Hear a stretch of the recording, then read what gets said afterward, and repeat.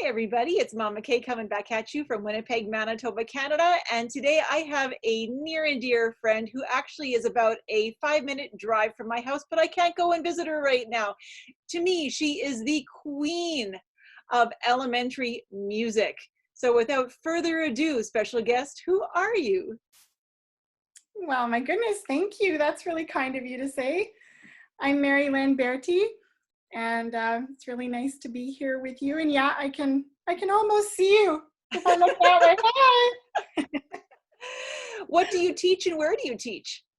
I teach elementary music in Seven Oaks School Division, and this is my 16th year.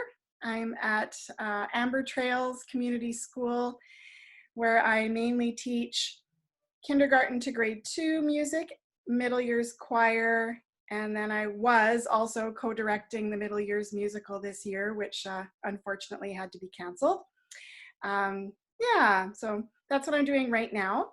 And then before that, I was K-5 music at, well, actually K-6 music at Margaret Park for 8 years. And then I was also at James Nisbet, K-5 music there, so.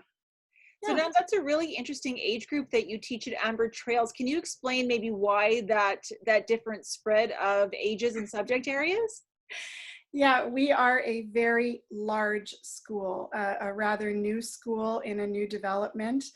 And the school very quickly outgrew the neighborhood. Is that the right way to say it? Or the neighborhood outgrew the school, or whichever way.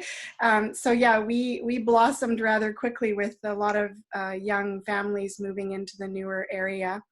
So because of that, we have a really large number of students, well, at all levels really, but I teach 10 grade 1-2 classes and 4 kindergarten classes. So that's already pretty much a full-time primary music load. And then I co-teach the middle years choir with our amazing, wonderful band teacher, Brittany Lamontagne. So we co-teach the middle years choir together. And we're 3 full-time music teachers at Amber Trails. So we have a K-1-2, a 3-4-5, and a middle years band, and then we share choir. Who's So doing it's the just 3-4-5 there? Barb Hamilton. Wonderful. Yeah, so we make a really good team, and then we also have Heidi Persingular teaching dance. So we have the arts dream team, I think, at Amber Trails. We're very, very lucky, so it's great. No kidding. What a powerful group. Yeah, and we're a bunch of fun ladies too. We we have lots of laughs, and it's really fun. Yeah. So now you mentioned that you've been at 3 different schools. Yeah. What got you there? What sparked your passion to even want to do this? Well, I come to teaching music in a bit of a different way. I'm sure from other folks that you've interviewed. I started. I was born and raised in Winnipeg, in St. James, and did the Robert Browning Sansom Westwood route back when it was there was still a 7, 8, 9 junior high, we called it back then, and then Westwood used to be 10 to 12. This is before Westwood was even a performing arts high school, because I'm that old. And so I came through St. James, just your regular Orff choir kid, and then when I got to grade 6, my cousin Philippa, who had played the flute and the bagpipes and all kinds of neat instruments, she gifted me her flute in the summer before going on to grade 7. So I was like, okay, I guess I'm playing the flute now. I didn't even really try any other instrument. I was very lucky. I just picked up the flute and made a sound right away and took to it.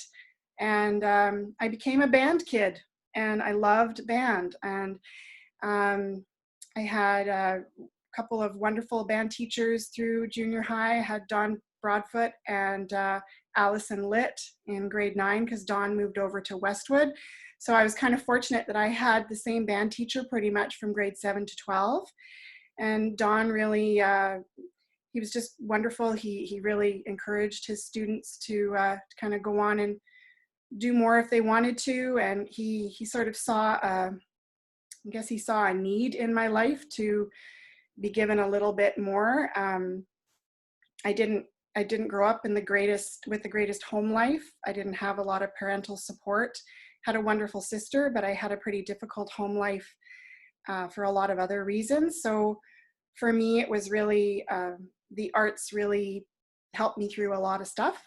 And so Mr. Broadfoot sort of, I guess he encouraged me. He gave me some scholarships to go to international music camp. So I did that for a few summers. That really gave me a lot of confidence, a real boost. Did you do that with flute or with choir? With flute, yeah. I went. Who was your flute. teacher there, just out of curiosity? Do you remember? Oh my God. Oh, Joanne. I wonder if I bet you had Mr. Horch at some point, because I think he was there. He was my first. This is in the early 80s, hey? That's right. I started with him when I was 10, so that would have been 83 when I started with him. So okay, yeah, then probably. Yeah. Anyways, I interrupted. Keep going. No, it's okay. No, so yeah, so that was great. And when I got into grade 10, I think Don looked at his band and went, oh, I really need some more French horn players. So he looked at me for some reason, was like, Mary-Lynn, I think you're getting bored with the flute right now, because I guess, he didn't feel that I was being challenged. I don't know what he was thinking, but he sent me with a French horn that I had never even opened the case to music camp in summer. So I went to music camp and went from being like first flute, first or second chair, like in the, but you know what I mean? I was pretty up there with my flute studies, to being this like blue cadet band, whatever the lowest band was at IMC, with a brand new French horn that I'd never played. I didn't even know how to play it. So I showed up at music camp the next year, and basically in that week learned the rudimentary skills of playing French horn, which, to be honest, I didn't enjoy as much as playing flute, but that's okay. I took one for the team, and I went, and then I switched to French horn that year, and then I did end up finishing high school on flute. Yeah, I just did 1 year on French horn. So yeah, that's, I was a real band kid. We had Westwood Pep Band, and I was part of that, and Warriors, and yeah, and did all the Optimist Festival stuff and everything. But anyway, so what makes me a little different though, is that during all of this, I was also really into dancing. I was a bit of a bunhead. Well, no, I was a lot of a bunhead. I was a big bunhead. I danced with the RWB school, and when I was in grade 10, I was accepted into the professional division at the Royal Winnipeg Ballet. So then that really changed sort of my path. I went from being sort of just a regular school kid to someone who had to leave school early every day to go downtown to dance. And it just became like, it was sort of all or nothing. Like, you give it your all when you're in the professional division, or yeah. So I was still pretty serious about band, but had to put my focus into my dancing. So yeah, I had to fight pretty hard to get some scholarships and some support to continue on with that as well. So I did a lot of before school studies. Like, I was at school at 7:30 in the morning picking up extra credits so that I could leave at 1 to go downtown and dance. And so yeah, finished my grade 12 year, and knew that I wanted to move on into teacher training. I decided I wanted to be a ballet teacher. I've always wanted to be a teacher.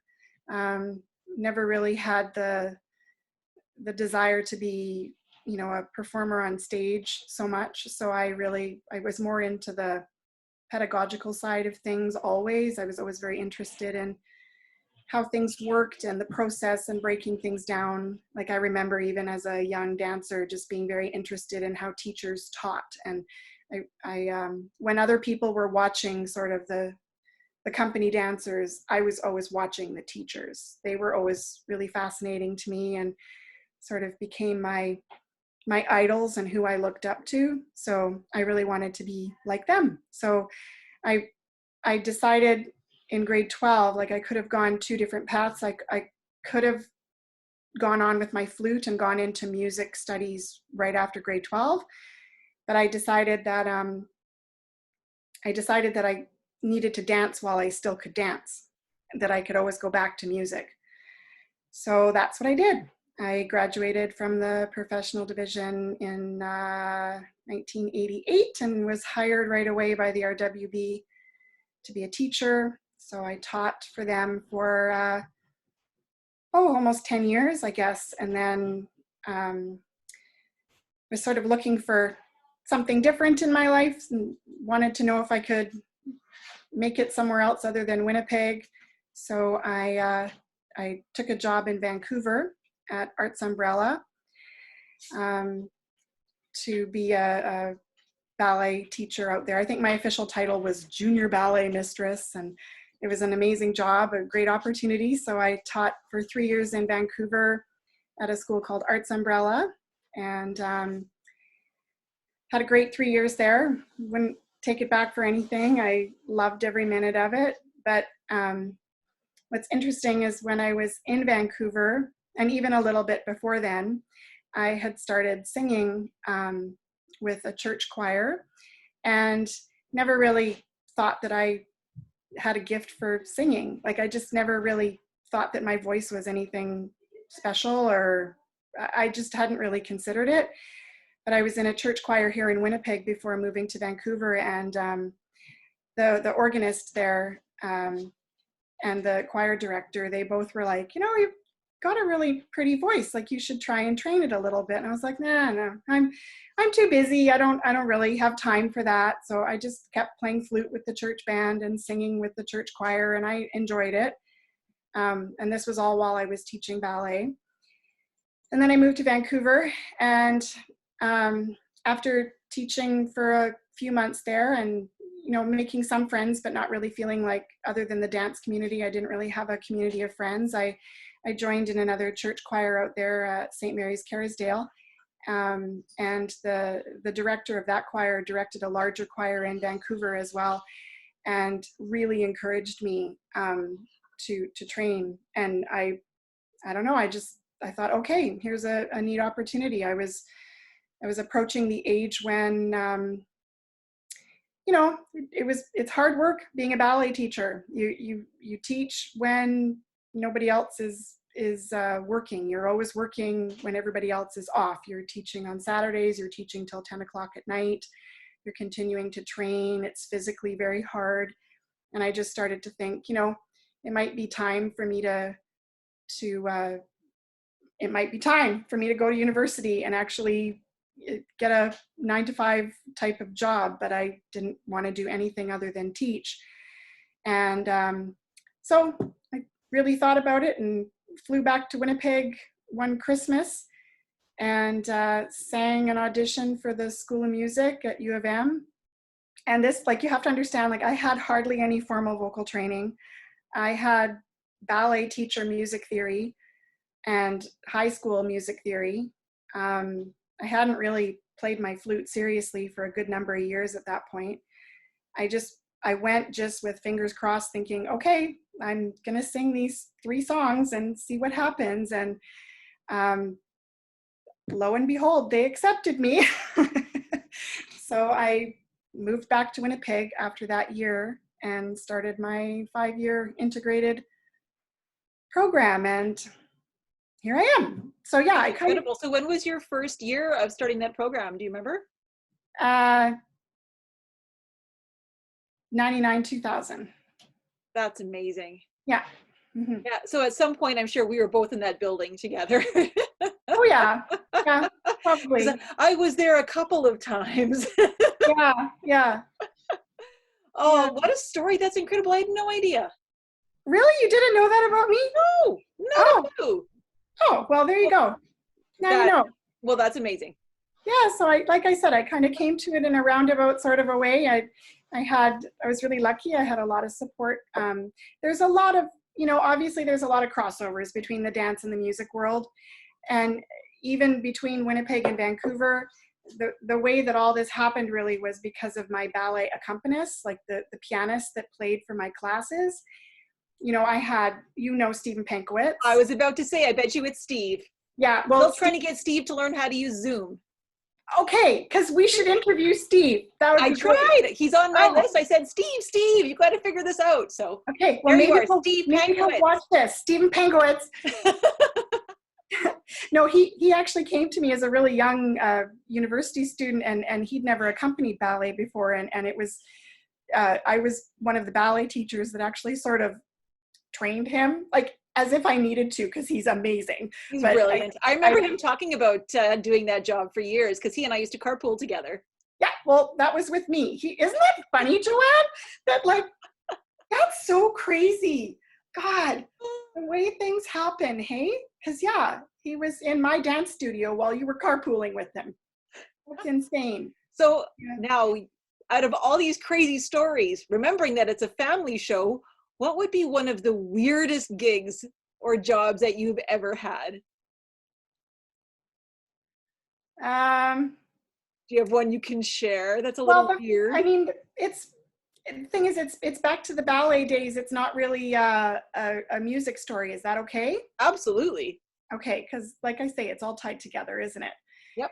I wouldn't be here without the other, right? You don't, as far as I'm concerned, you can't dance without music. You can't make music without dancing. They're one and the same. So in my mind, this is all the same story, right? Um, when I went to Vancouver to audition for my job, because you don't just go for a job interview. Obviously, you have to go and teach classes to show your classroom management skills and how you are with the children and how you move yourself and how you are as a dancer in front of the students. And so they flew me out to audition for this job, and I was in front of a panel of the board of directors of Arts Umbrella, and we're up in this kind of loft studio they have. It's like a barn roof sort of thing. And the windows in this dance studio are on ground level, like under the bars, because we're up above. I don't know if I'm explaining that right. But anyway, in Vancouver, which was funny for this prairie girl, they don't have screens on the windows, like, because there are no mosquitoes. So a lot of windows just are, you open the window and it's just open. So the windows opened out like that. And it was a super steamy, rainy, typical Vancouver, really muggy day when I was teaching my audition classes. So everybody in the studio was just sweating. It was just awful. So they had cranked open all these windows. So I'm teaching a class of 6-year-olds, a pre-primary ballet class, in front of this panel. And they're all very serious, taking notes and, whispering to each other about what I'm doing. And I'm teaching the kids and gathering them around. And 2 pigeons fly in the window and start freaking out, flying around the dance studio. This is in my audition. So I have these 6-year-olds that are now screaming and running away from these birds that are pooping and flying. And I am like, what do you do? I'm in charge, right? So I got the kids gathered in really close and I settled them down, and very kindly one of the people that was at the table stood up and kind of corralled the pigeons off into the rafters, into the corner. And I had the kids making like, ooh, we were making pigeon noises and we were imitating them. And then we started doing a little bird dance around the studio, and the pianist was following me with like little bird movements and everything. And I just took it from there. And then after it was over, when they told me that they wanted me to accept the job, they said that it was that moment when I handled the pigeons flying in the window that got me my job. No kidding. That sealed the deal right there. Yeah, because they figured if I could keep my cool and stay calm during all that and manage the children, that I could pretty much handle anything. That is brilliant. Grace under fire, or Yeah. under droppings. Yeah. Very nice. So other than wearing a protective headwear, what sort of advice do you have for students who might be wanting to go into music or dance as a career? Oh, well, first of all, just know that it's wonderful. It's amazing. I'm in my, 33rd or 34th year of teaching in the arts. And other than this little blip of this darn pandemic, when it hasn't been very much fun lately, like I just simply because I miss my kids so much. And I I feel like I can't do my job properly the way we know. We won't get into that. But other than this right now in this moment, it has been complete joy in my career. Like, I've had times in my life where other parts in my life are falling apart, but I've always had that constant, consistent joy in my life. And the people that I've been able to surround myself with, some of my dearest friends are people that I've danced with since I was 16, 17 years old, and that I've made music with for so many years now, the people that I've sang with in choirs.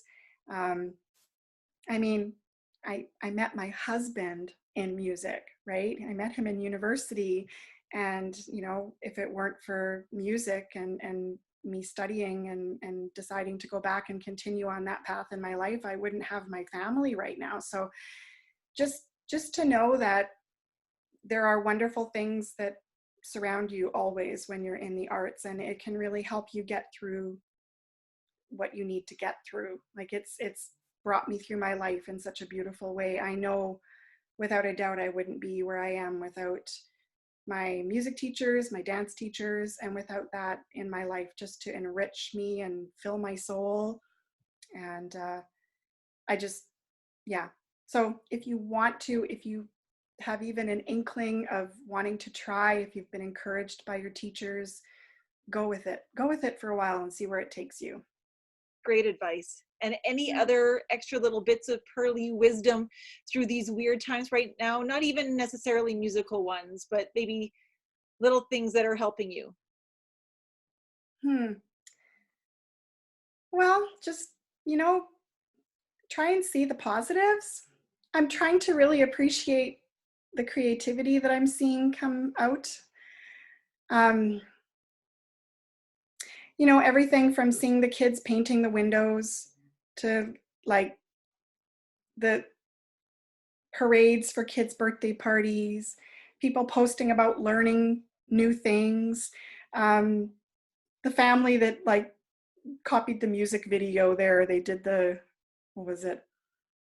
I forget the song they did, but like things like that, families coming together and doing things together. And then, yeah, sure, they're posting them and having their sort of moment of internet fame there. But that's kind of cool, isn't it? That these people that are just like us, that are just sort of trapped in their homes for a little while, they're finding these creative ways to come together and to make a positive out of it. And I don't know, I just try and see the positives, look around and see the creativity that's happening around us in the world at this moment, and enjoy that. And hopefully people will learn from this experience just to include more joy in their lives and hold their families and their friends a little bit closer after this is over. So whether that's, learning to do something new yourself. I've been brushing up on my ukulele skills and trying to figure out some new things with technology as I'm teaching, and just trying to embrace those moments. So,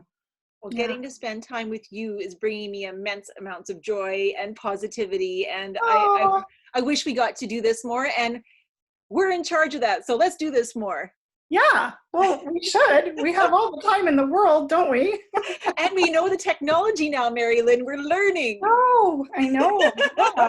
I didn't even know what Zoom was until a month ago, right? Yeah, like, no kidding. It is wild. But thank you so much. I really do appreciate you taking some time today. Oh, you're very welcome. Hope you have a great rest of your night. Yeah, thank you. Bye.